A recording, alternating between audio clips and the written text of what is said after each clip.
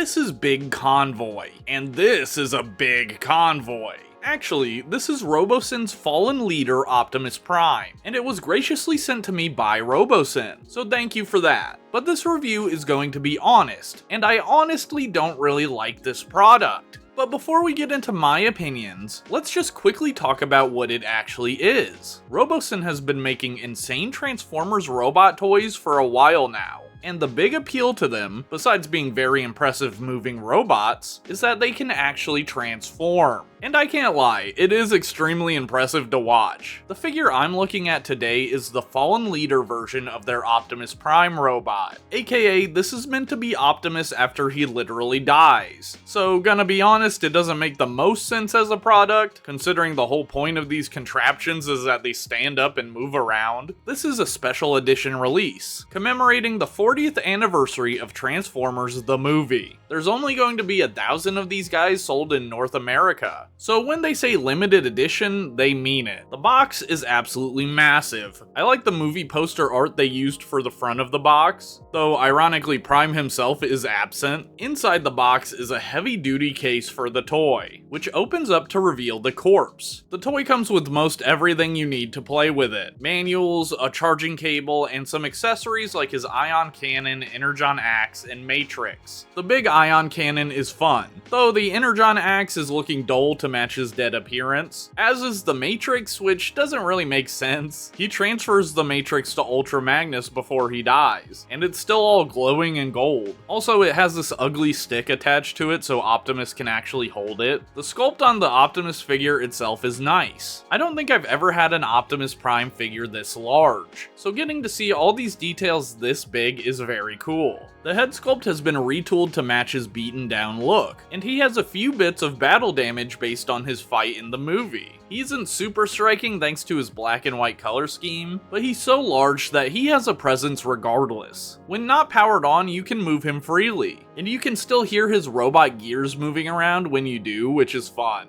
He is very floppy, but that's okay. The whole point is that the figure comes alive. It's not really meant to be posed while turned off. Also, the robotics do make him look a bit weird in some areas, like his hollow hips. To turn on the figure, you must charge it. He has a charging port right on his butt flap. Turning on the toy is as simple as pressing the power button. Once activated, he stands up, and you can connect to him using a specific phone app over Bluetooth. Robosen has an app for all of their toys, so you have to use the Optimus Prime one specifically. Connecting to him is very fast and easy. Once activated, you can control Optimus with the app. You can make him move around with a bunch of set commands, but my favorite thing you can do with the app is make him walk. He takes little penguin steps, but I was impressed that I could make him walk at all. And you can also drive him around in vehicle mode, which really impressed me, because you're basically getting an RC car Optimus Prime. I prefer to control him using voice commands, which do not require the app. You can just talk to Optimus. You have to say "Hey Optimus" or "Hi Prime," and he will activate sort of like Siri. But bro is not a good listener, and I had to repeat myself a lot. Hey Optimus. Hey Optimus. Hey Optimus. Greetings. Still, it is a pretty cool functionality, and you can make him do a lot of different stuff with the voice commands, including transform. Though thanks to annoying Hasbro mandates, you have to say convert. Yeah, if you've never noticed, the marketing for Transformers never uses the word transform. Hasbro always uses the words convert or conversion. This is apparently to not quote-unquote water down the brand, or some insane corporate reason like that, but once you know about it, you never stop noticing it. Hi Prime. Greetings. Convert.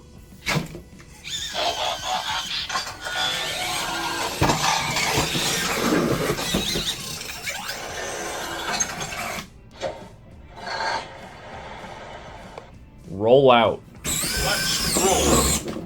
Okay. That's what I thought I was gonna do, but it always goes a bit faster than I think it will. Hey Optimus. Greetings. Turn around. Hey Optimus. Bruh. Hey Optimus. Greetings. Turn around. Walk forward. Move forward. Let's go.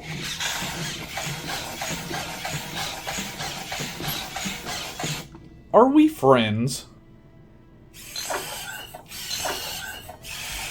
You are my friend. Why do you make that motion, man? What was that supposed to mean? Report. Decepticons detected. We're gonna go ahead and give him one of his weapons. Attack. Prepare for battle.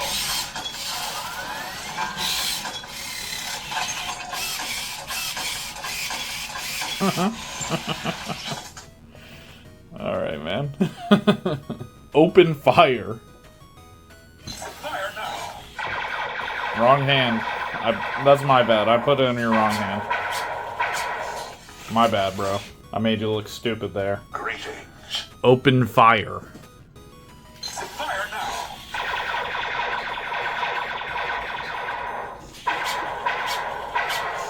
Engage.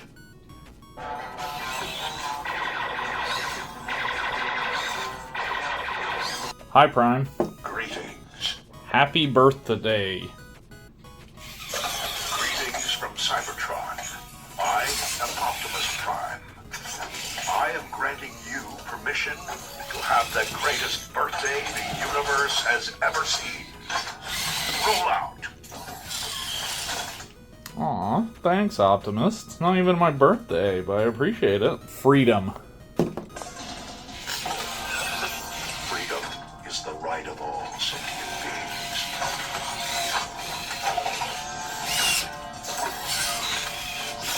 So, like I said earlier, I don't really like this thing. And it's not even that I don't like the product itself. It's fine. It does exactly what it's advertised to do. And a walking, talking robot is undeniably cool, as well as just technologically impressive. When I was growing up, we had a lot of robot toys that got popular. Those robot dogs and whatever the hell this thing is, those toys could never pull off the stuff that this thing does. So I have to give the designers props. But strictly speaking, as a toy, I get very little enjoyment out of this thing. Baseline, I think a transformer that transforms itself is almost sacrilege. I know I'm being dramatic, but it's my video, man. The entire point and appeal of Transformers is the transformation itself. Hasbro seems to think the main appeal are the different modes. Which yes, having two toys in one is undeniably a huge appeal. But the actual play that you do with Transformers is transforming them. When you look at modern kids' Transformers, it seems like they want the kid to spend as little time actually transforming the toy as humanly possible. And like, I get it, they don't want kids to get stuck on difficult transformations. But you don't need a Revenge of the Fallen level transformation to be interesting. Just look at the Transformers of the early 2000s, which had fun but simple transformations that engaged you for at least 5 or so steps. While Cyberworld Elita 1 is essentially a one-step changer. And Robosen stuff kinda represents the other end of that spectrum to me. This is a toy for a person that does not want to actually engage with toys. I'm sure a lot of people wouldn't even call this a toy.